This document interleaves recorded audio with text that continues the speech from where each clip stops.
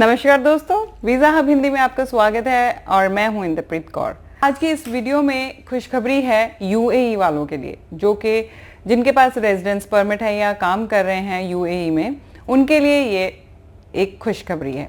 और वो कैसे? आप टूरिस्ट वीज़ा अप्लाई कर सकते हैं ग्रीस, आइसलैंड और नॉर्वे का। जी हाँ, बिल्कुल ठीक सुना आपने, आप टूरिस्ट वीज़ा अप्लाई कर सकते हैं इन कंट्रीज़ का। सबसे पहले आप डॉक्यूमेंट चेकलिस्ट नोट कीजिए कि उसके लिए क्या क्या चाहिए। सबसे पहले आपका पासपोर्ट चाहिए, वैलिड पासपोर्ट होना चाहिए, और उसके बाद आपका जो पुराना पासपोर्ट है वो भी चाहिए। पासपोर्ट साइज फोटोग्राफ चाहिए जिसका वाइट बैकग्राउंड होना चाहिए। अब आगे बारी आती है कवरिंग लेटर की। कवरिंग लेटर में आपने सब कुछ एक्सप्लेन करना है कि आप टूरिज्म पे जाना चाहते हैं, कहाँ जाएंगे, कहाँ रुकेंगे, क्या करना है वहाँ जाके, सब कुछ डिटेल में आपने बताना है, और आप क्या काम करते हैं उसके बारे में बताना है। अगली चीज़ आती है होटल बुकिंग की। आपने अपना होटल रिजर्वेशन करवा के जाना, उसका कंफर्मेशन पेज आपके पास होना चाहिए। नेक्स्ट चीज़ आती है फ्लाइट आइटनरी। फ्लाइट आइटनरी आपने जो रिजर्वेशन करवानी है अपनी फ्लाइट की, वो भी होनी चाहिए, उसमें कंफर्मेशन पेज होना चाहिए। और एक बात और, आपने वन वे टिकट नहीं करवानी है, रिटर्न टिकट करवानी है। उसके बाद बारी आती है ट्रैवल इंश्योरेंस की। ट्रैवल इंश्योरेंस आपने ग्रीस की वेबसाइट से ही करवानी है, और ये बहुत ही इंपॉर्टेंट डॉक्यूमेंट है ट्रैवल इंश्योरेंस।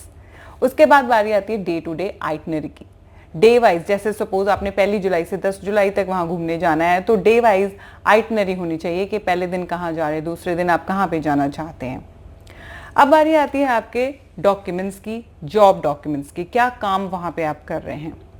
यूएई में आप जो भी काम कर रहे हैं उसके सारे डॉक्यूमेंट्स लगेंगे, चाहे वो पे स्लिप्स हो, बैंक स्टेटमेंट हो, और उसके साथ एनओसी लेटर होता है जो बहुत इंपॉर्टेंट डॉक्यूमेंट है। एनओसी लेटर लगाना है आपने, और उसमें क्या क्या मेंशन होना चाहिए। सबसे पहले आपके जो एम्प्लॉयर हैं उसमें मेंशन करें कि आपका एम्प्लॉयमेंट स्टेटस क्या है, आपकी पोजीशन क्या है वहाँ पे, और आपका कॉन्ट्रैक्ट कितने टाइम का है, उसके साथ साथ आपकी सैलरी कितनी है। ये सारी चीज़ें आपके एनओसी लेटर में होनी चाहिए।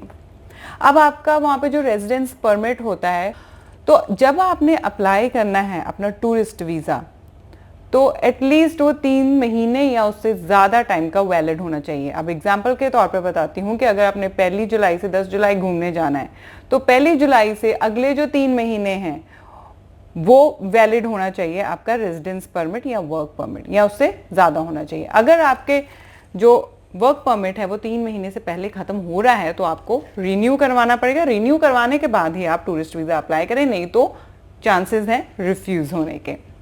अगली चीज़ कि ये सारे जो डॉक्यूमेंट्स हैं आपने इकट्ठे करके, यूएई में 2 वीएफएस सेंटर्स हैं, वीज़ा एप्लीकेशन सेंटर्स हैं, एक दुबई में और एक अबू धाबी में। दोनों के जो एड्रेस हैं वो मैं डिस्क्रिप्शन में डाल दूंगी, आप वहाँ से उन्हें नोट कर सकते हैं। तो आपने अपनी अपॉइंटमेंट फिक्स करनी है, उसके बाद अपनी फाइल जो है वो वहाँ पे जाके सबमिट करवानी है, और फिर वेट करना है कि रिजल्ट आएगा। तो ये सारी चीज़ें आपने करनी है। और एक बात और मेंशन करना चाहती हूँ, ये सिर्फ जो यूएई में काम कर रहे हैं या रह रहे हैं, सिर्फ वो ही लोग अप्लाई कर सकते हैं। आप सोचते हैं कि आप यहाँ इंडिया से टूरिस्ट वीज़ा दुबई का लेकर वहाँ पे जाके अप्लाई कर दें ग्रीस का, तो वो पॉसिबल नहीं है। ये सिर्फ खुशखबरी है जो यूएई में रह रहे हैं या काम कर रहे हैं, ये उनके लिए है।